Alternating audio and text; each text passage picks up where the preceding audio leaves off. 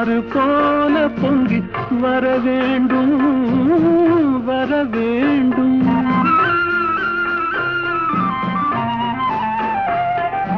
அல்லிக்கொடியே உந்தன் முல்லை இதழும் தேனாறு போல பொங்கி வர வேண்டும். அங்கம் தழுவும் வண்ண தங்க நகை போல் என்னை அள்ளி சூடி கொண்டு விட வேண்டும். என்னை அள்ளி சூடி கொண்டு விட வேண்டும். மௌனமே பார்வையால் ஒரு பாட்டு பாட வேண்டும்.